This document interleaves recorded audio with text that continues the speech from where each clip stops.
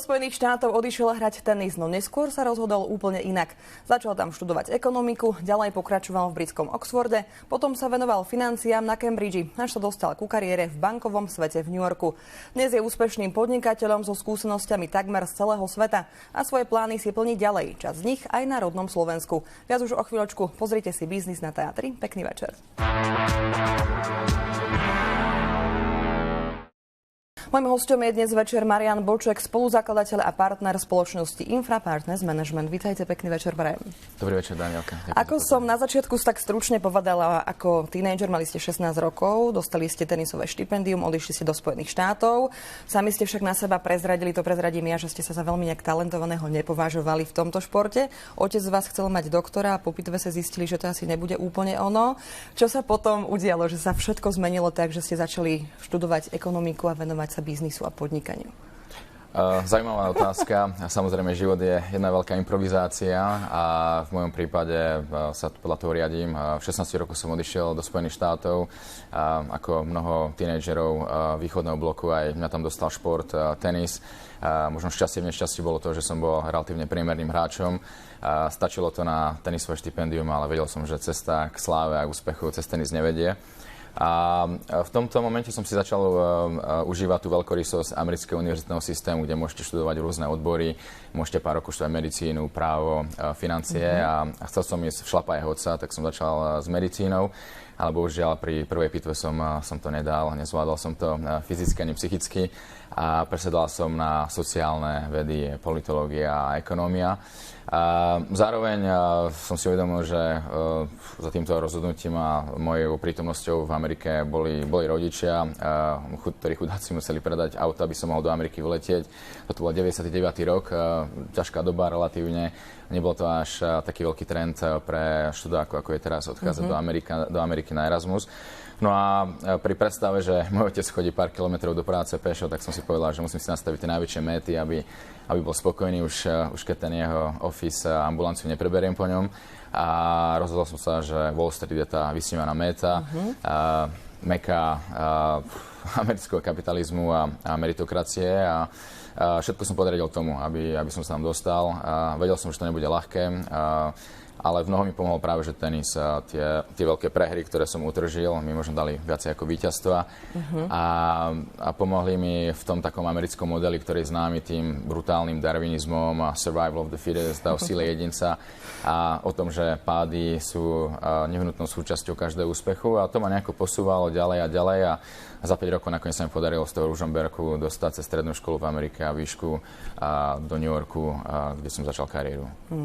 Tak poďme sa na tú kariéru pozrieť troška bližšie. Ako ste už spomínali, začali ste v New Yorku, v takej troška, že neslávne preslavenej Lehman Brothers, hej, to už ľudia dnes veľmi dobre poznajú a počas finančnej krízy ste investovali do infraštruktúrálnych projektov, robili ste poradenstvo pre privatizačné programy svetových vlád v rámci investičného fondu Svetovej banky vo Washingtone.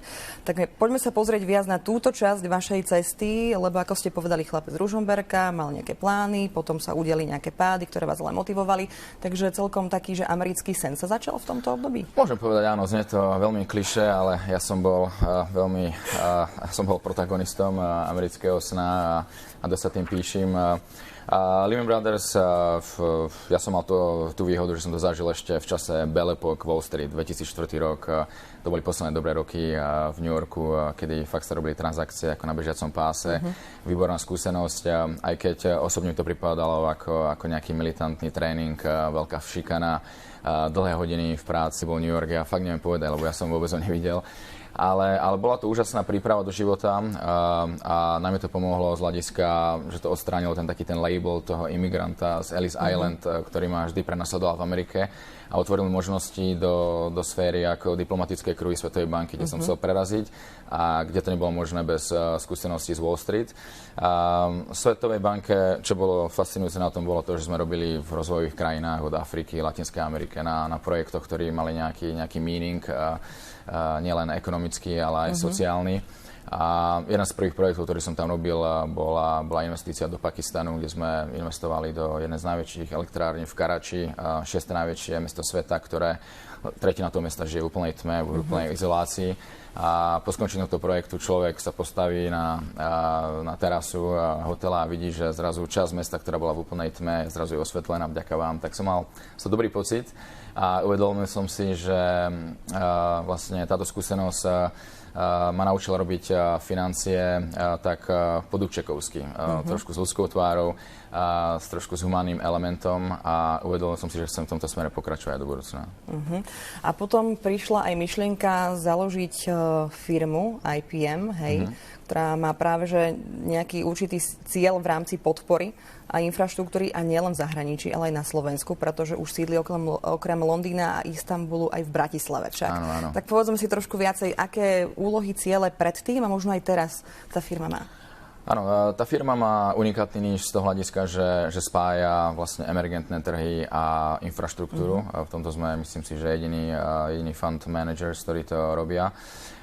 Ja som vždy sníval o návrate na Slovensko. 16 rokov som si pripravoval pôdu na grandiózny návrat. Neviem, či sa mi to podarilo, ale zatiaľ mám z toho dobrý pocit. Vrátil som sa toto leto a s partnerom z Londýna sme otvorili v Bratislave veľký office v Savoy Offices hoteli Carlton, čo je pre nás veľmi taká ikonická budova aj pre našich zahraničných investorov, ktorých prinášame na Slovensko, či sú to penzíne fondy z Kórey, z Abu Dhabi alebo z New Yorku, z Kanady. A zatiaľ sa mi to veľmi páči, čo ma utvrdzuje v tom, že tá Bratislava naozaj má ten sex appeal, ako som predpokladal. A o čo sa snažíme je spolupracovať s lokálnymi investormi, developermi na infraštruktúrnych projektov od veterných parkov, obnoviteľných zdrojov po investície do nemocníc. A v tomto nadväzujeme na našu skúsenosť, tú moju osobnú zo Svetovej banky, ale aj skúsenosti, ktorú som mal posledne v Paríži, kde sme manažovali nadnárodný fond francúzskej a talianskej vlády spolu s mojím partnerom, ktorý sme úspešne alokovali do krajín Blízkeho východu a Severnej Afriky. Aj napriek tomu, že v tom regióne zúrila arabská jar, prišli sme o 90% trhu a aj napriek tomu sa nám podarilo úspešne fond zrealizovať do projektov typu najväčšia rafinérka v Egypte, ktorá prežila pád Mubaraka, muslimských bratov a funguje aj za čias Al-Sisiho. A práve táto skúsenosť nám pomohla získať tú dôveru od investorov, ktorí proste videli, že je veľa manažerov na svete, ktorí dokážu zarábať a alokovať dobré peniaze, keď je slnečno, ale je málo manažerov, ktorí dokážu tie investície zachrániť, keď je fakt búrka a tsunami, ktorú sme my zažili. A tým sme sa otestovali sme sa ohňom, ako sa hovorí. A teraz tie investori nás nasledujú na Slovensko, kde spúšťame veľký regionálny polmiliardový fond, ktorý bude investovať do infraštruktúry, do lokálnych asetov, ale aj do regionálnych asetov Vyšegrádskej štvorke a Balkánu.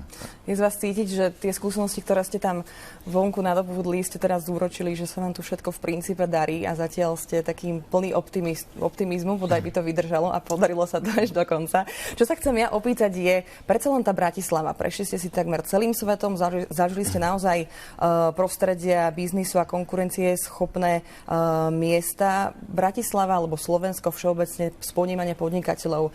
Je to miesto, kde sú permanentné problémy v rámci podnikateľského prostredia, na rebríčkoch, napríklad aj Doing Business alebo aj iných sa väčšinou nachádzame na tých posledných miestach a sme považovaní keď tak za lacnú pracovnú silu, do ktorej investujú zahraničné firmy a podobne. Takže je podľa vás Bratislava naozaj tým sex appeal OK, ale naozaj s tým potenciálom, aj s tou konkurenceschopnosťou? Oplatí sa to? Ono samozrejme záleží, všetko je relatívne v živote a záleží, s čím to porovnávate. Ja mám to šťastie, že môžem Bratislavu benchmarkovať oproti New Yorku, Washingtonu, Londýnu, Parížu a fascinuje ma tá dynamika ľudí, dynamika trhu a tá dobrosrdečnosť, na ktorú zabudáme. A keď sa ľudia ma pýtajú, prečo Bratislava, prečo nie Praha alebo Budapešť, ktoré už sú dosť väčšie finančné centra, ja vždy dávam za príklad jednu story jedného najväčšieho investora na Slovensku, Nodari Gorgadze, ktorý je vlastníkom Bešeňovských kúpeľov. A keď sa ho na nedávnej akcii pýtali, prečo ste ostali na Slovensku a prečo práve Slovensko proti iným krajinám, tak on povedal tú svoju story, keď prišiel na Slovensko pred 15 rokmi do dedinky s rodinou, kde bohužiaľ v jeho dome nefungovala teplá voda a jeho sused Laco, ktorý ho v živote nevidel predtým, mu proste ho napojil na jeho potrubie, dal mu prístup k teplej vode aj na úkor svojej rodiny a mladých detí. A tento zážitok v ňom zostal a utvrdil sa v tom, že fakt, že ten biznis je o ľuďoch, je o tých Lacoch, ktorých môže človek dôverovať. A ja zatiaľ po príchode som mal naozaj neskutočné šťastie, že zatiaľ ma stretávali len sami dobrí Lacovia, ktorí mi vychádzajú v ústretí a viem si ho to viacej vážiť, lebo som ich tak veľa nestretol prácou v západnom svete. K tomu mi nahráva presne ďalšia otázka, že vy ste sa pre jeden týždenník vyjadrili, že za 3 týždne na Slovensku alebo za posledné týždne ste stretli viac zaujímavých ľudí ako za posledných pár rokov v Paríži. Ono potom človeku nápadne, že človek je asi veľmi dlho preč a potom si to váži každú maličkosť, alebo je to skôr o tom, že tá naša mentalita je naozaj tak nastavená, že všetko dobré je skôr vonku a nie tu. Lebo o tom, že Slovensko má svoje kapacity, sa hovorí už aj mimo hraníc, takže asi to potvrdíte, alebo? Áno, ja si myslím, že toto je taký globálny syndrom ľudí, ktorí si nevážia to, čo je doma a utekajú vonku do zahraničia a podobne. Ale ne, v tomto určite moja skúsenosť zatiaľ je vynikajúca. Možno pomáha aj ten fakt, že som 5 rokov strávil uprostred francúzskeho hedonizmu, kde sa proste nič nehýbalo a každá odpoveď na každú ideu bolo no, c'est pas possible a nič nebolo možné a zrealizovateľné. A zrazu som na Slovensku, kde proste počujem inauguračný prejav Baracka Obamu aj spred 8 rokov, kde yes we can, proste všetko je možné. A čo je neuveriteľná symbolika je to, že vlastne jediný taký problém, ktorý som mal na rozpustenie tohto regionálneho fondu je, že mi chýbali lokálne asety. A prvý meeting, ktorý som mal, bol vlastne s človekom, ktorý budoval obrovské portfólio infraštruktúrnych projektov za posledné 10 ročie. Adrian Vyčítal zo Synco Group a ten vyriešil ten problém toho fondu, kde teraz máme globálnych investorov, ktorí môžeme ponúknuť regionálne portfólio asetov. Tým pádom sa diferencujeme od ostatných fondových manažerov, ktorí musia cestovať po svete, po Balkáne a zúfalo hľadajú díly. My tie díly máme a ponúkame ich ako priamu investíciu pre našich investorov. Takisto, čo sa týka Officeu, tak Hotel Carton nám dal veľmi úžasné reprezentačné priestory bez nejakých ťažkých vyjednávaní a takisto nadácia Leaf nám vyriešila HR problém, kde nám fakt nominovali najväčšie talenty Slovenska ako našu class of analytikov pre IPM. No a z tohto hľadiska tá skúsenosť je veľmi pozitívna a preto sa snažíme zmeniť tento taký ten paradigm a stereotyp o Slovensku a naozaj dať Bratislavu na mapu finančných centier. Práve preto, lebo je to naozaj o tom ľudskom kapitále. Slovensko má single A rating, je to OECD krajina a treba to predať a treba ľuďom ukázať, že dá sa robiť Wall Street aj v centre Bratislavy. Dobre, keď sa opýtam napríklad na také obdobie najbližších 3 až 5 rokov, teraz ste otvorili Office, máte ľudí, máte vízie, plány, ale čo bude konkrétne, čo sa bude diať najbližších 3 až 5 rokov? Ten fond, ktorý sme spustili, podotknem, že je to prvý zahraničný private equity fond svojho druhu, ktorý sa manažuje z Bratislavy a je operovaný čisto slovenským tímom, na čo sme veľmi hrdí. Bude mať investičné obdobie na bližších 5 rokov, takže má za úlohu alokovať tie peniaze, ktoré sme vyzbierali do lokálnych projektov, regionálnych projektov od Slovenska po Balkán. Sme taktiež v úzkej spolupráci s kvázi nadnárodným fondom Slovenskej republiky Slovak Investment Holding, ktorý sa snaží o podobnú iniciatívu a máme priestor na koinvestície do lokálnych projektov, ktoré rozvíjame. A snažíme sa, aby toto nebol prvý fond, ale aby toto nebol posledný fond, prvý a posledný, ale týchto fondov bolo viacej, ktoré budú prinášať globálny kapitál uprostred Bratislavy a ktorý sa bude tu úspešne alokovať do ziskových investícií. Možno taká posledná ľudská otázka, že idete do toho aj preto, že Slovensko je pre vás taká určitá srdcovka a prišli ste z toho sveta, kde je všetko yes we can, hej, všetko možné. Za akým pocitom teda idete do tohoto, tu a teraz? Samozrejme som bol vždy plný ilúzií, 16 rokov som plánoval návrat, nikdy som necítil, že bol ten správny timing až toto leto.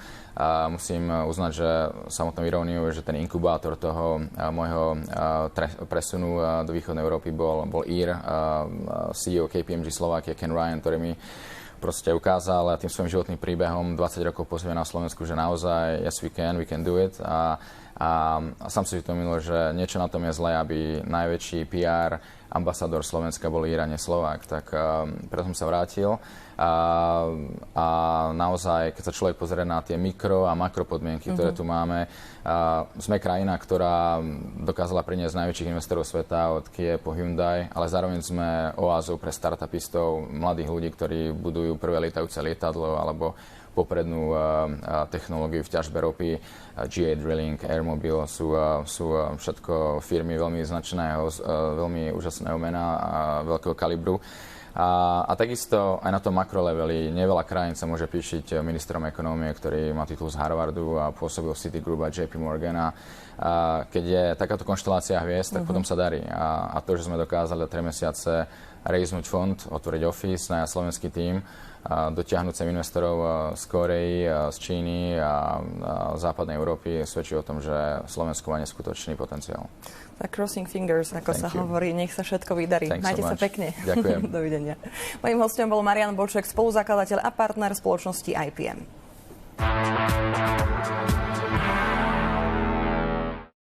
Som rada, že ste boli s nami aj dnes večer. Teším sa na vás opäť o týždeň. Verím, že s ďalšou zaujímavou témou. Majte sa pekne a dovidenia z teatry.